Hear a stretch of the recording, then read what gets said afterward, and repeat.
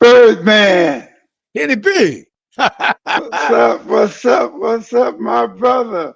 Man, I couldn't wait to get on with you this evening because this weekend, woo, what a Yes. weekend. For the What a weekend, weekend. what a weekend. Kenny B and his co-host, Mr. Bird, Robert Birdman. And yes, sir, it was a hell of a week, but I want to tell you this first. My weekend was pretty awesome because for the first time I went to the Formula One. Okay. Yeah, and a good friend of mine, Anthony. You know Anthony, the Yeah. amateur referee. Hmm. Daughter works at Denny's on the Strip, and they got a beautiful setup there because we're right across the street from the Hard Rock. You know, they're building the Hard Rock now, and uh, her Denny's restaurant is just right across the street from there, which is the longest straight. Well, it's not a straight straightaway, but it's straight enough to where those Formula cars can open up before they get to the next turn. Yeah, yeah, yeah. And so just to experience that because it's been running for 2 3 years now, but me and Lenora has always been in Puerto Rico at the same time. So we went to Puerto Rico a little earlier. We was got the opportunity to watch it for the first time, and it was fantastic. I hear you. Well, I was a working man too, because I was at Uh, the strip view. I was at the block party for the F1. oh Yeah, yeah, oh yeah. yeah, It's yep, a it's a it's a huge event. yes, Paying a lot of money into uh, this town. yes, sir. Which it kind of brings me to the point that brings the relevance back to you and I in this game that we love so much. Yes, That Las Vegas for so many years has been the boxing capital of the world. yes, And sadly, that's that's going by the wayside.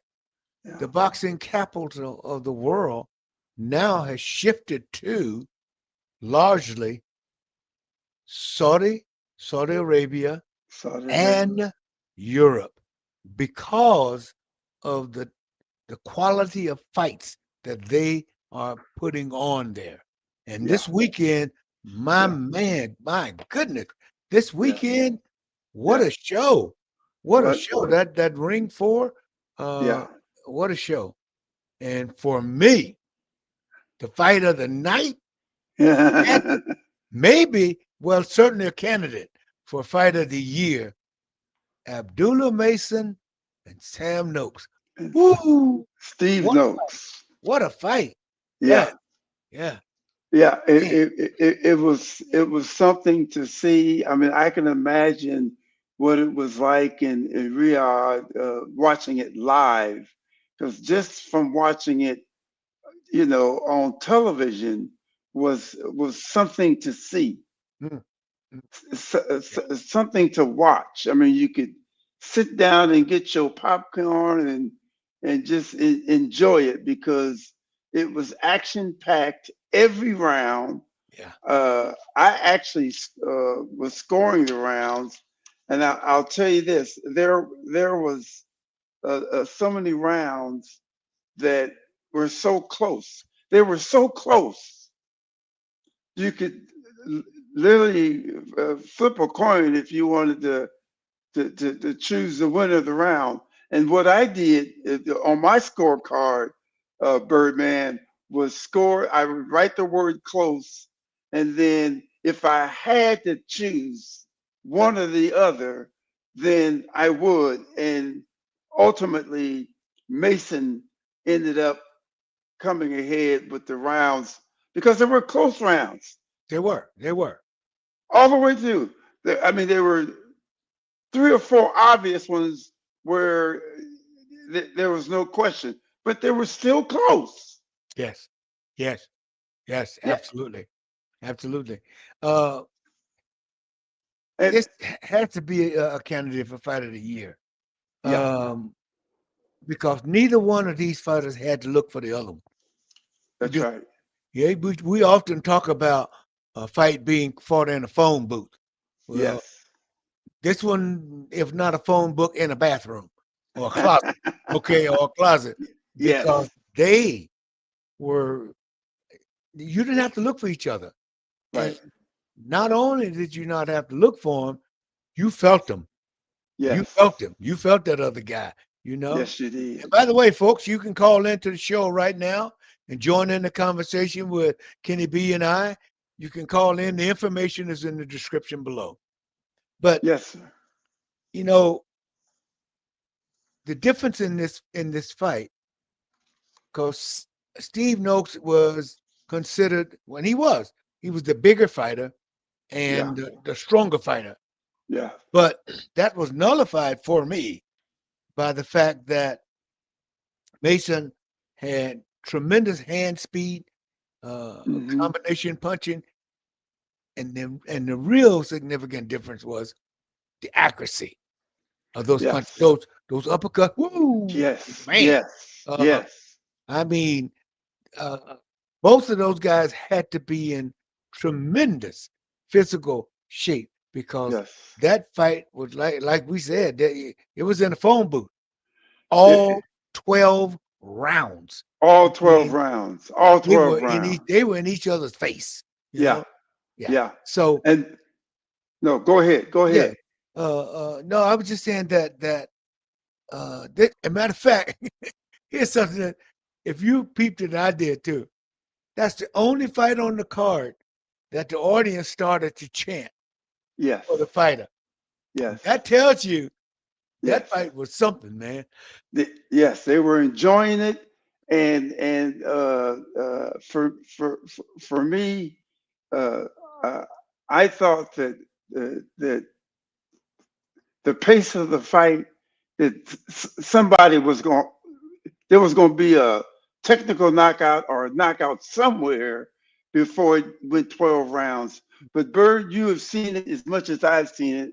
When you get two fighters that are undefeated and they're batting heads against each other,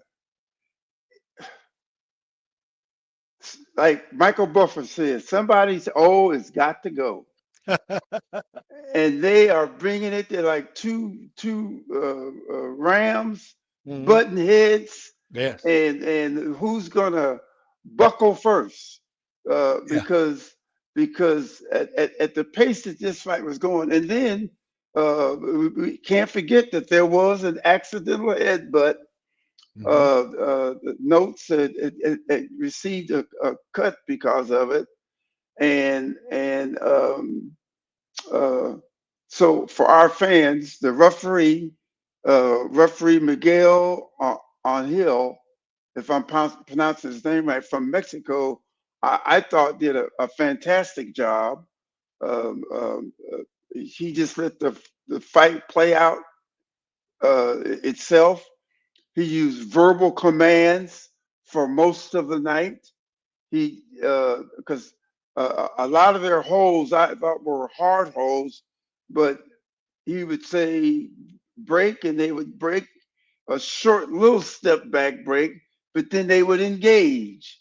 So I didn't think or feel that any of either Mason or Oaks were trying to take advantage of that situation.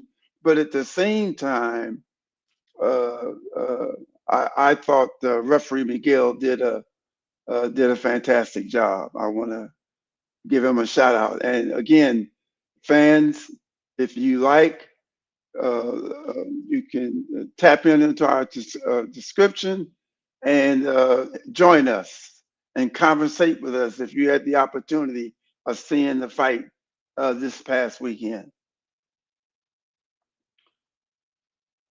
So Bird, I hope I didn't lose you.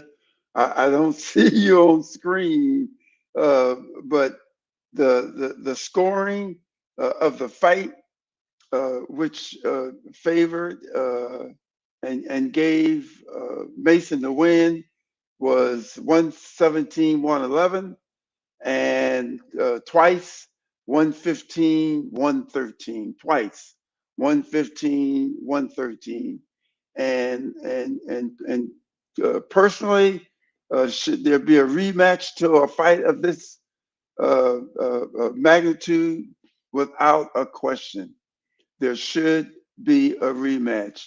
But if I was a trainer and I was training either Notes or Mason, uh, uh, when fighters fight a fight of this magnitude, um, they need rest when the contest is over. They need to get total amount of rest because they put so much into that fight. There were so many heavy blows landed. Uh, uh, Medulla's, I believe, best shots were the uppercuts that he threw, but he had a very good jab.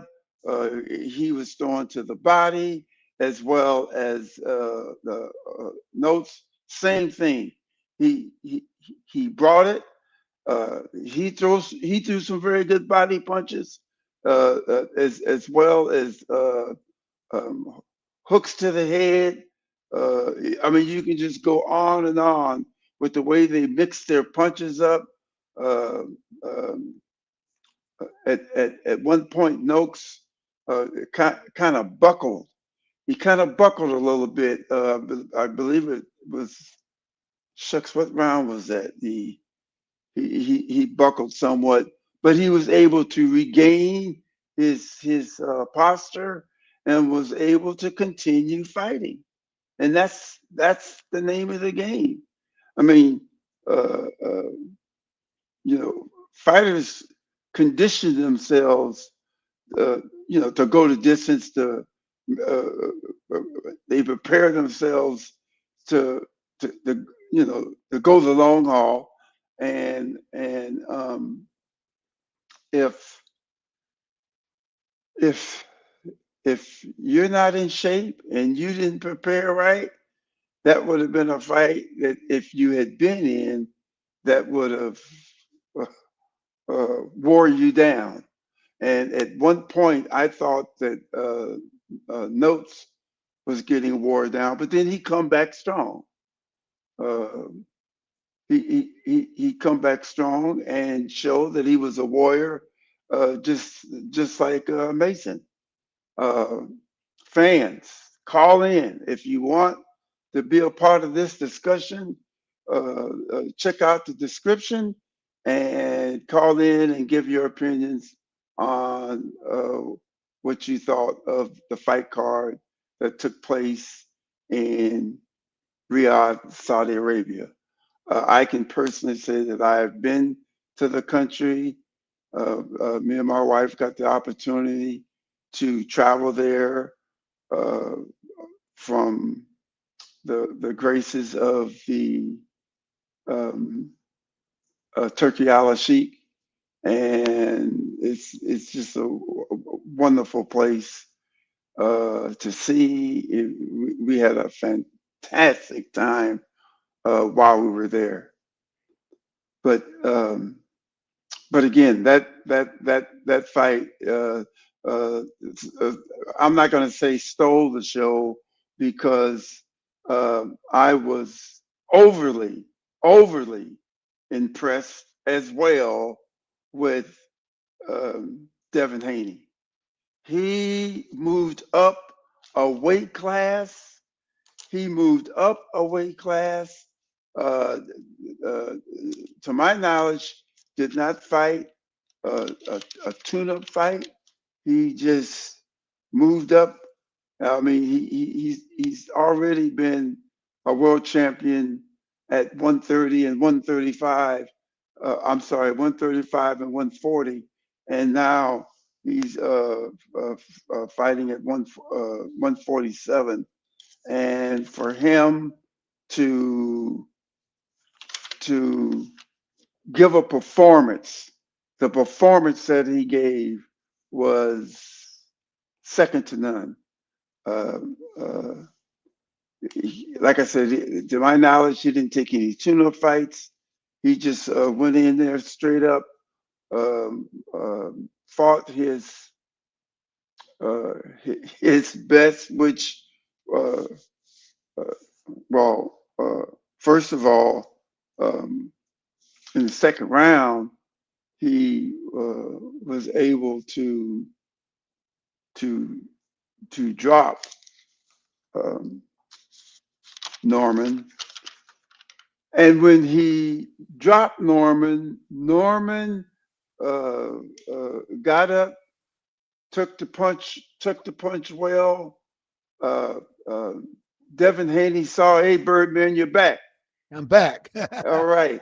I kind of finished up with Noakes and Abdullah Mason, and I was telling our fans, and we're in discussion now with Haney, Okay, Devin and Haney. Yeah, yeah, and I was impressed with Haney.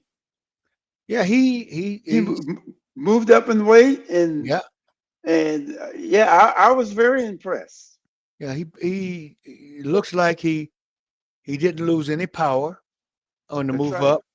He seems much more comfortable at this weight, which I guess is true because he said he was really having difficulties Yeah, staying down at 140.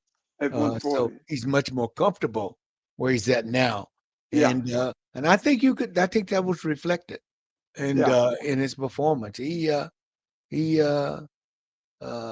had the knockdown in the second round, so yeah, he brought a little power up there with him.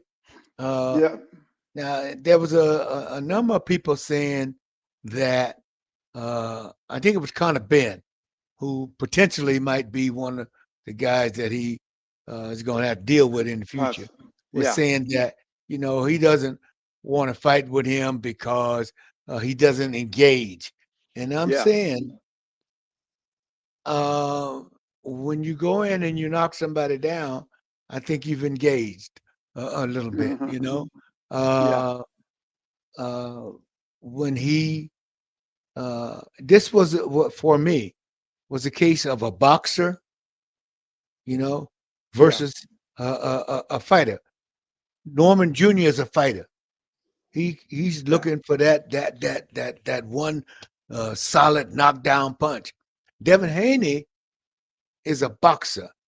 I'm going to yeah, hit you 5 or 6 times to get to the same place you're trying to get to with one punch. yeah, And so in the boxing game, it's all about, last time I heard, it's about hitting and not getting hit. I mean, yeah, that was, I've always been taught that's the name of the game, to yeah, hit and not getting hit. yeah, Well, at least not as hard or as often, but everybody's yeah, gonna get hit. But yeah, uh, and if you can do that effectively, then why wouldn't you? And yeah, so what they're saying, he makes for a dull fight. Well, that's the same thing they said about a fella who retired from this game 50-0. right. Okay. And that's Yes, how he fought. He fought, you know, hitting, attacking, and not getting hit. And that's what exactly. I thought that Devin Haney did quite effectively in this Yeah, fight. yeah. So He he did it so effectively. The things that boxing fans will often make comment about certain fighters, and you mentioned it, is that, oh, he runs too much. No, that's his style. His style, like you just said, if you got the ability to move forward, backwards, laterally, and confuse your opponent from trying to hit you, yes. then why would you not do that? Mhm. Yeah. If that's something that you got, no different than a basketball player being able to do a crossover, but people don't like the crossover. That means that if that's something that you do effectively and can score, now you don't do it. Yeah. Right. No, you Well, gonna do it. You gonna that's do right. it. Right. So Well, so this so this fight was tactical from the beginning yes, because that is how Devin Haney fights. He's a very yes, tactical fighter. yes, But and I've said this on many occasions. Most people, they look at everything that's happening above the waist. Yeah. And many, many times, that's not where the fight is won. The Right. fight is won from the waist down, Yeah. i.e., Yeah. footwork, Yeah. getting you in position to do the things that you want to do and to get you out of position so that that person can't respond to Right. that. Okay, Yes. can't counter you. That's Yes. called boxing. That's the Yeah. name of the game. That's the name of the Boxing. game. Okay. Yeah. So Yeah. people have really they they don't like that style, but because you don't like that style doesn't mean that that style isn't effective. Right. And the classic example of that was Floyd Mayweather. Yeah. Okay. Perfect example of it. Yeah. Perfect And example of 50-0 is not bad. it. That's right. And the thing years ago, Bird, I used to tell people because when Sylvester Stallone created Rocky, and when fight fans used to watch Rocky, then Rocky 2, and then Rocky 3, they would think that fighters actually take the kind of punishment that they deliver on in a movie. Yes. Yeah. They would have a line of body bags if fighters just took a second of what they do in Hollywood.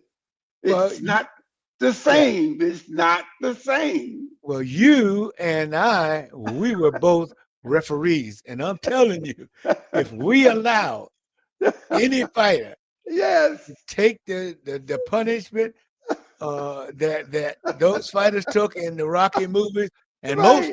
most boxing movies, we we would never work again, We'd ever. never work Okay, again. yeah, and we Exactly. probably would have been sued 5 or 6 times, you know. Yes, So, exactly. but they understand, art, reflects life, but Yeah, sometimes it's not really reflective of what's happening. But yeah, this kid, Haney, yeah, he knows how to utilize footwork. He yep, knows how to tie up. And that was the other comment about him. Well, yes, he was holding, he was having, and the difference is, there's some people out there who believe falsely yeah, that that if you tie somebody up, that's a bad thing. yeah, And we're going to discuss this in depth in another episode. But they have to understand there's a difference between clinching and holding, and we're going yeah, to talk about that at another time. But yeah. but I bring it up because in this fight, a couple of the people were saying, well, he's doing this, he's doing that, he's holding, and if he was holding, it wasn't very long.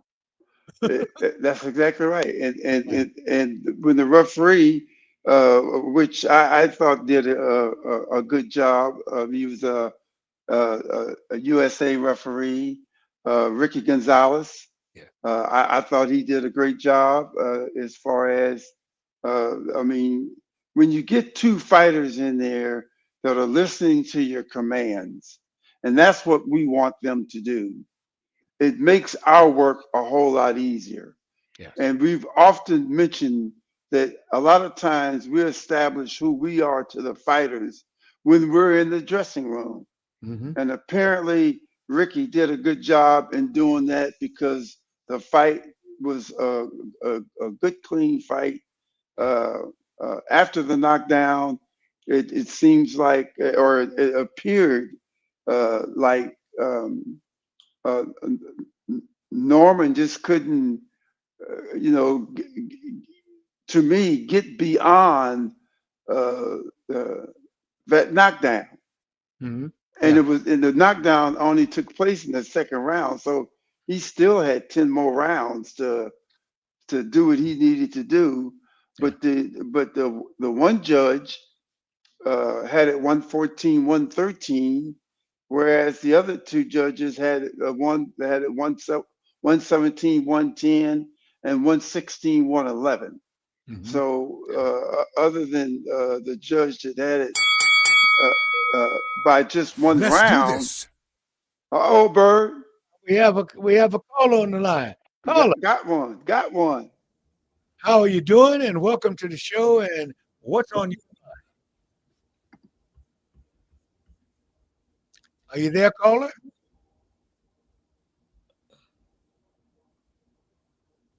Well, continue along. One of the things that, and I wanted to make note of this, one of the things that I noticed, and this was a fight that, because both of these guys are alpha, they're both alpha guys. One of the things that I really enjoyed was watching. Let's see if the caller is in, Bird. Caller, are you there? Hello? You hear me? Okay. Hello. Welcome to the show. Oh, yeah, I'm through. Hey, what's up, guys? How you doing? All right. Good. So what's on your mind? Yeah, the fights for the weekend, man. You know, obviously, like, I'm from the UK first off, from London. And, you know, obviously, I've been watching you guys for over years. But you guys are ref all the great fighters and everything. And on the weekend, we had a great card. Obviously, Yarde is from London. He's from East London. I'm from Northwest London. I'd like to ask you, because everyone's been bringing it up before I talk about the other fights. The holding when Benavidez was throwing punches and then Yarde, it looked like he had his hand holding. There's a big discussion over here in the UK. Was it legal? And both of you are referees. I'd like to hear both of your takes on that situation where one hand was it looked like Yarde was holding and the other hand was punching. Was it legal? Was it not illegal? What do you guys? That's a good question, and the answer is yes. One of the things that we say in the dressing room is if you're in close and you have a hand free, you can utilize that hand as long as all your punches are in the front. You keep them in the front. Right. So if you have a hand free, this guy's holding you, okay? Yes. As long as you keep all your punches in the front, it's illegal. Yeah. And the other thing that we'll say in the dressing room, Carl, is we can give you commands like work out of there. We don't want you to lock and just keep throwing punches. You may start with that intention, but we're going to ask for you to work out of that clinch. And if you don't work out, which means, and what I mean by working out is that you have to eventually release him and continue to throw combinations or back away or whatever you choose to do. If you don't, then we'll give the command break, which means that or stop, which means that at that point, we don't want you to throw any punches. And then we're going to make sure that you separate, and then we'll let the fight resume. And one of the other reasons why we do that, if a guy is consistently holding you and you're trying to extract yourself from that, you know what? You're fighting your way out. Yeah. And if you can do that, that's legal. Yes. As long as those punches are in the front. And if you watch this fight, all of those punches were landed to the front. Yes. Yeah. Well, you guys know, man. You know what I'm saying? You know what I'm saying? So yeah, because that was a big debate. Another thing as well, I'd like to ask you about. So you know the fight between Sam Noakes and what's his name? Is it Mason? Yeah, Abdullah Mason. Yeah. So you know there was spots in that fight. Now both of you would know this. There were spots in the fight where do you feel like, I know obviously we're happy the fight went distance and we got to the card. Were there spots in the fight where you guys were in there that you might have think, you know what, I think Sam Noakes has took a beating, I might stop it? Or do you think, you know, the way it ended up was the way it was supposed to be? What do you have to say about that? I thought that the fight between Abdullah and Noakes is a candidate for Fight of the Year. Those two young gentlemen, they fought 12 rounds, and they weren't looking for each other, but they were right there. They didn't have to look for each other at all. They were right in front of each other. They were, and both of them dishing it out. And here's where I think the conversation comes. Yes, he took a lot of punishment, but he also was dishing out a little bit of that punishment too. Yeah. And where we look at it this way. Boxing is a damaged sport. You're going to get damaged. It's a damaged sport. But our job as referees is to ensure that you don't take unnecessary damage. Yeah. And in this fight, both of those guys were damaged. Okay? Yeah. Great fight. But no, Noakes had no time, was out of the fight. At no time was he out of the fight. Yeah. He was being outworked, okay, but he was never out of the fight. And so all of those things are the little things that make all the difference for Kenny and I. And also, referees have the advantage of when the bell rings and the fighter goes back to their corners, the fighter we feel that's getting a little questionable as far as how much he can take or how long he can take it, we can go to his corner and we can look at him and examine him with our own two eyes. We could even say, how you feeling? You still want to fight? We can communicate and talk to him just to see what kind of response we get back for us to determine where that fighter happens to be at that particular time, and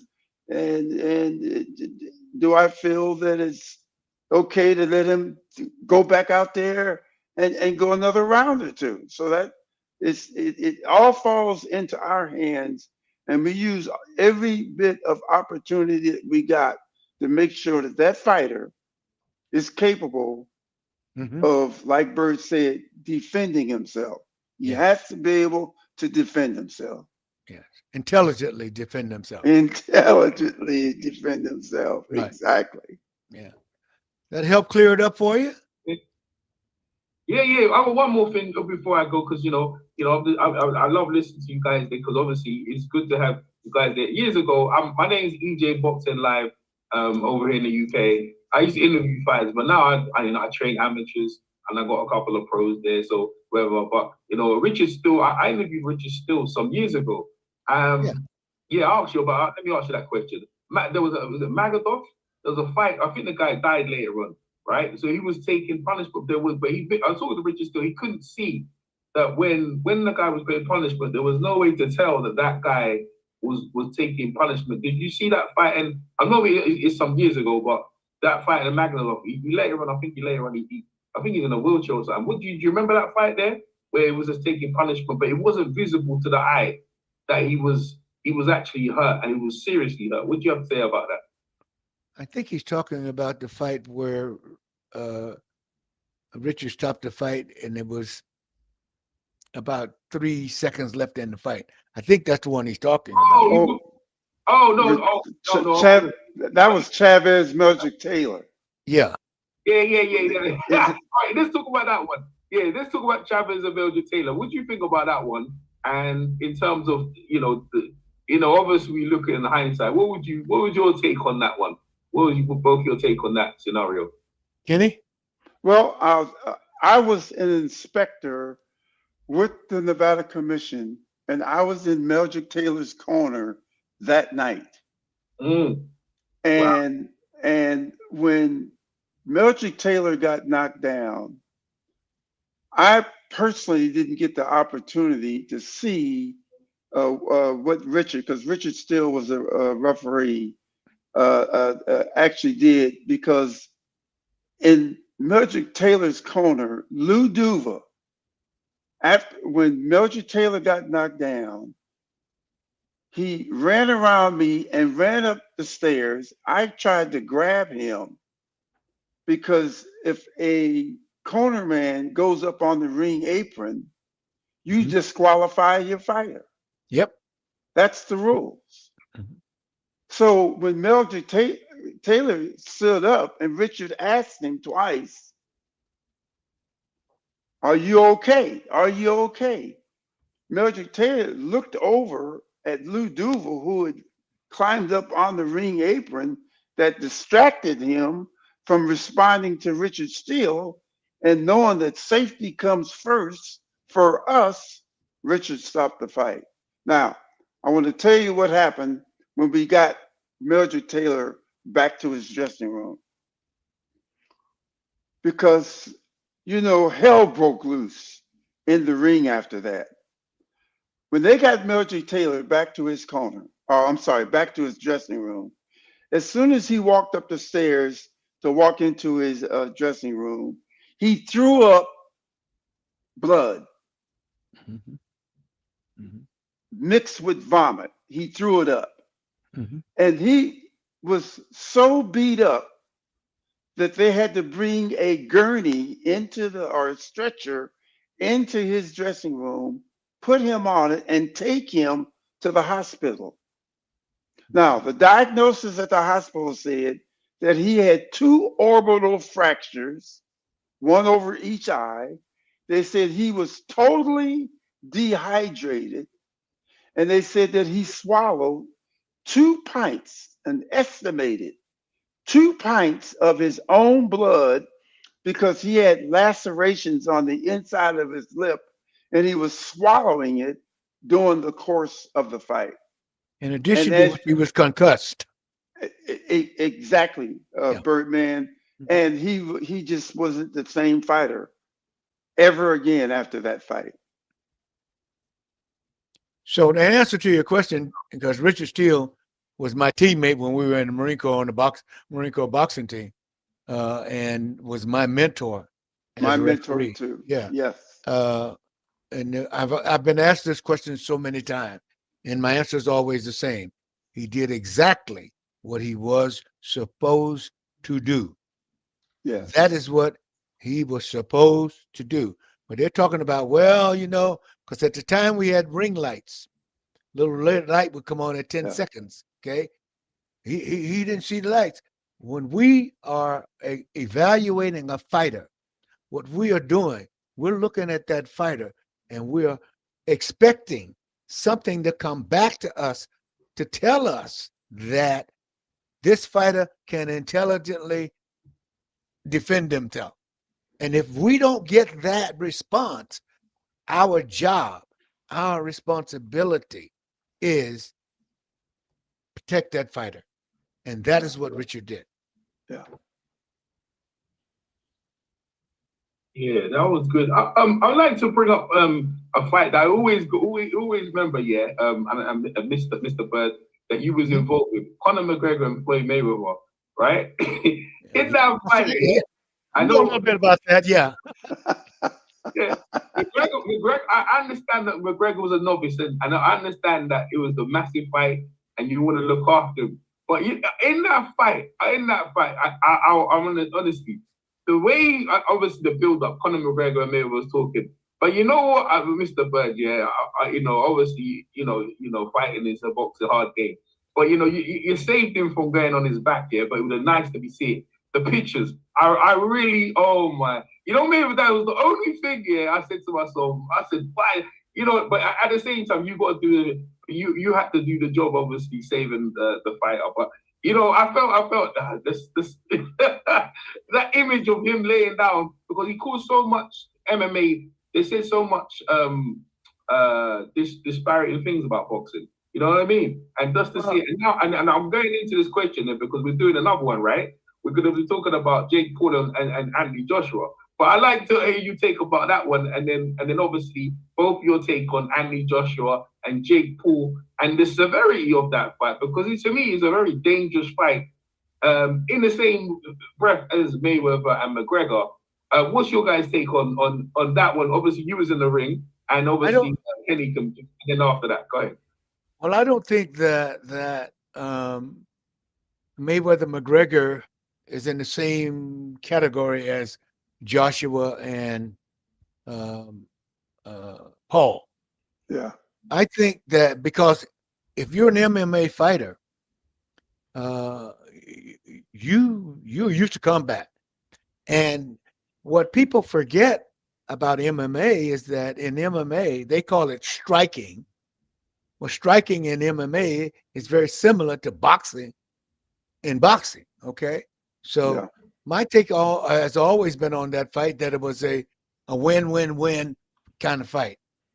The first, and I say that because Mayweather won probably the first three and a half rounds of that fight. Okay. Floyd, toward the end of the fourth round into the ninth round, was winning the fight. So the take was because McGregor won those rounds early, all the MMA people were saying, wow, see, we told you, man, look at that. He's doing good. And then when Floyd came around, okay, when the fourth round, then all the boxing people were saying, yeah, see, we told you. It was just a matter of time. So the MMA people were happy. The boxing people were happy. But you know who else was very happy? The promoters. Because the public bought it. It was the highest grossing fight ever. So it was a win-win-win proposition. Now, insofar as Mr. Paul and Joshua is, I think, still probably he's not at the top of the heavyweights, but he's still certainly a viable heavyweight. Jake Paul has gotten better at boxing over the course of the last 2-3 years, but would you put him in the same category and class as Anthony Joshua? For me, absolutely not. No. And I pretty much ditto that. I think Jake Paul may have bit off a little too much this time. His fight prior to the announcement of Anthony Joshua was supposed to be Tank Davis, which I didn't understand that either. I guess I could say I could understand Anthony Joshua better because of their weight, their size, their height, and all that factors in. But when it comes to skills and one's abilities, Jake Paul doesn't match to Anthony Joshua, not at all. And if Joshua can get, I don't know when Anthony Joshua's last fight was, but I know that if he gets in the kind of shape that when he fought and knocked out Ngannou, yes, in Saudi Arabia, absolutely. Now Ngannou, when he fought Tyson Fury, it went the distance. Mm-hmm. But Tyson and he Fury put him down. He put Tyson Fury down. And he put Tyson Fury down. But Tyson Fury is a different type of fighter. He's more of a boxer. Whereas Anthony Joshua has a right hand and a left hand loaded with dynamite.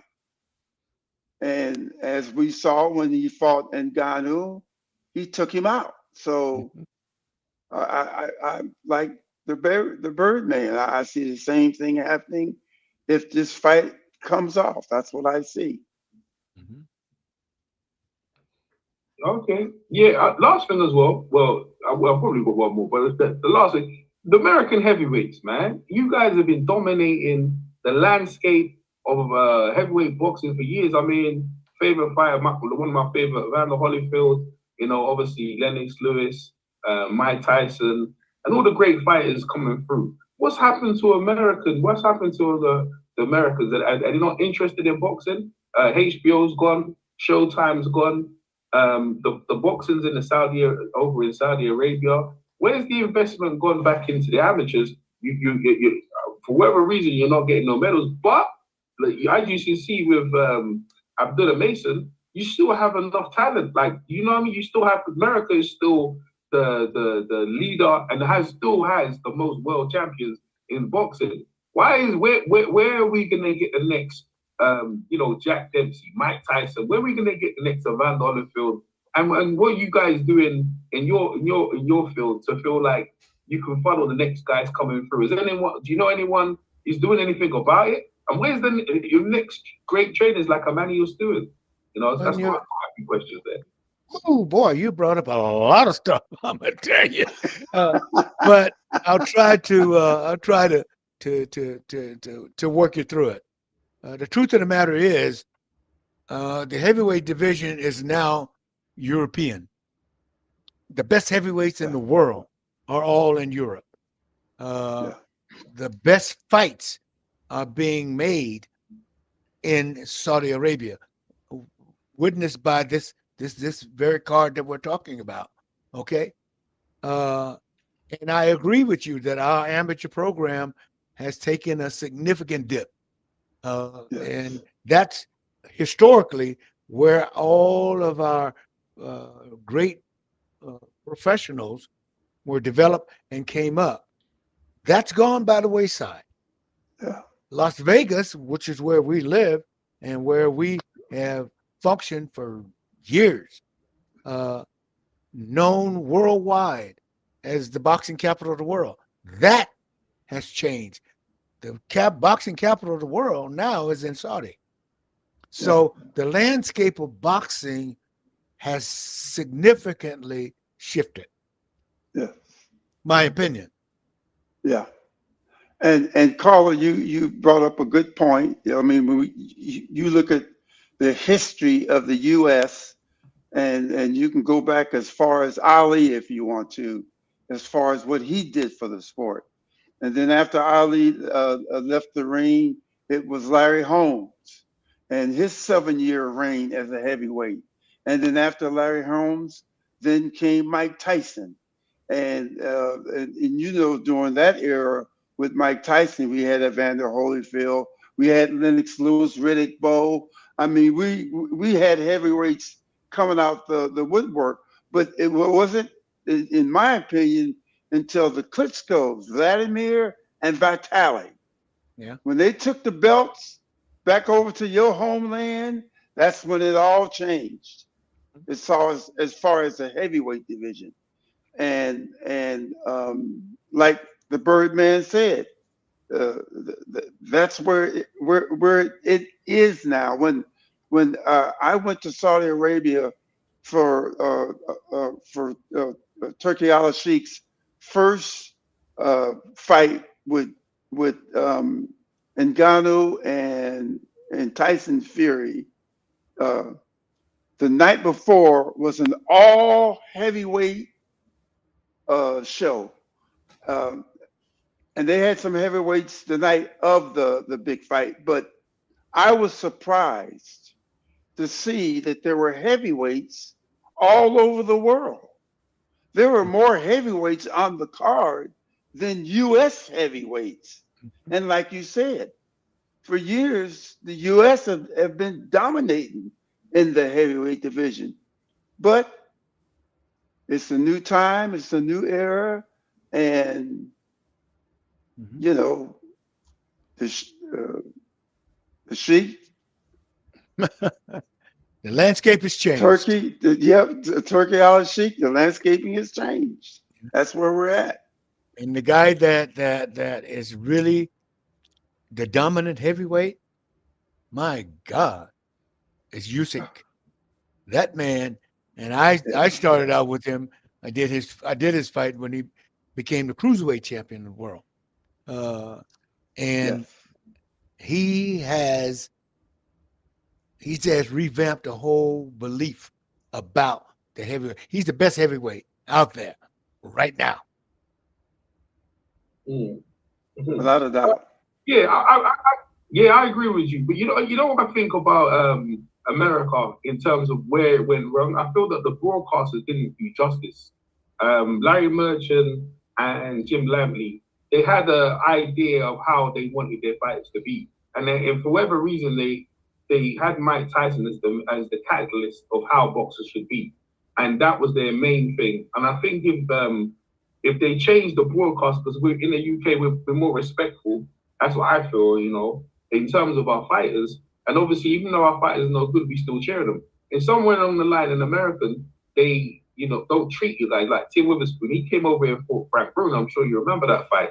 And over in the UK, we appreciated Tim so much, Tim Witherspoon so much that he lives over here. He lives over in the UK, and I feel like that appreciation, for some reason, in American culture, and I feel like it's with your athletes, LeBron James, whoever, all your athletes, the media, for whatever reason, in terms of your athletes, don't treat the athletes with the residue respect they deserve for whatever reason. And I feel that might have helped in the decline of the athletes, and also the head coaches like Emmanuel Stewart.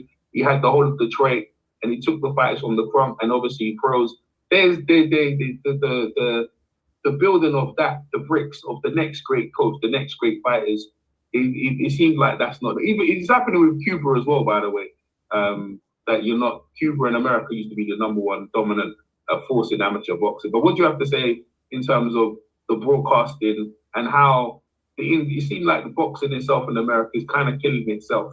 And obviously Don King is not around as well. Don King was very good. Yeah. Well, I agree with you on this point that, yes, I think that the great trainers are gone. The great trainers are gone. The Jackie McCoys and all of the great trainers came out of the Crump Gym and all of those. Emmanuel Stewart. They've gone. They've gone. They don't train, and the new trainers are focused on not the complete fighter. At least from my perspective, they're not focused on the complete fighter. They're focused on trying to make this fighter, for me, one-dimensional. Okay, and the one fighters, the fighters that defy that are the ones that are popular today. And the classic example of that, obviously, is Terrence Crawford. Okay, so the great trainers have gone. The other thing that has happened is that boxing used to be the sport, but basketball now is more popular. Football now is more popular. MMA now is out there. And so there are all of these other outlets that didn't exist before that exist now. And so I guess what I'm saying is the pool of talent is smaller, much smaller than it used to be. Yeah. Very good point, Barry. The pool is smarter. More of our big men are going to those sports. Yeah. As opposed to boxing. Also in boxing, think about it. When Muhammad Ali fought, he was climbing through the ropes at what weight? 212? Yeah. 215 maybe. And as time has progressed, heavyweights are getting in the ring now, 6'6", 6'5", 245, 255. When I did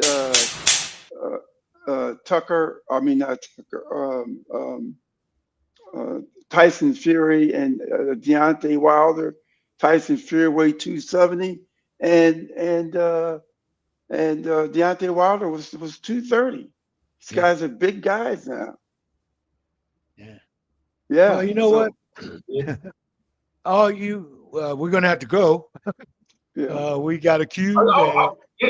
Yeah. I'm sure you got other things. I was gonna say one more thing. Your thanks, really appreciate it, and I look forward to the swing show. What is your best fight that you was involved in over the years of your many career? Both of you, one fight that you was involved in that that you treasure as obviously you've got so many fights that you in your mind that one of the greatest fights that the people believe that was great, and also you was great. And I'll leave it at that.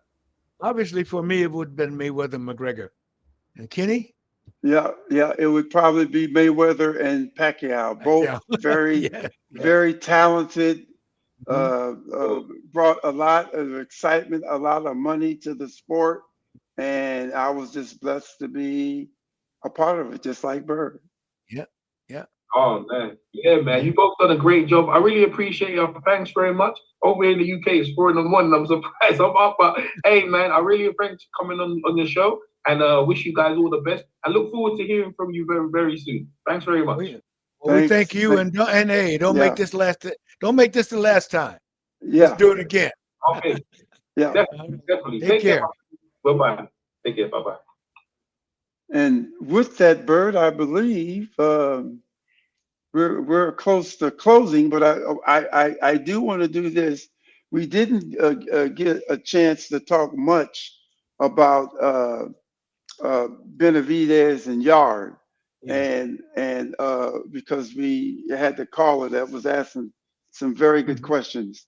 I picked Benavidez. The long and short end is that they call David the monster, and by all means, that's just what he is. He just eventually he moved up to light heavy and just dismantled Yarde. Basically, what he did was just dismantling. I thought Yarde gave a good showing. He hit Benavidez with some good shots. Benavidez took him and delivered back, and you got to give him his kudos and all the credit. Absolutely. Well, for me, the Mexican monster tamed the beast. The Yarde was the beast. The monster tamed the beast. Okay. Right.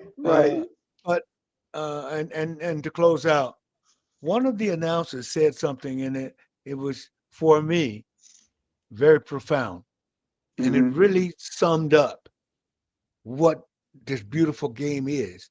What he said was that what you saw in those fights was the beauty and the brutality of boxing. And I thought, wow, man, that really sums it up. The beauty and the brutality of boxing. And you saw it, especially in the Noakes fight and in the Benavidez fight. Yes, they were brutal fights, but my God, it was beautiful. So I'll leave you folks with that. Yep. Boxing, and beauty, brutality, boxing. Very well said. And as always, what I say you must obey. Well, let's do this. All right, we'll see you next time. Next time.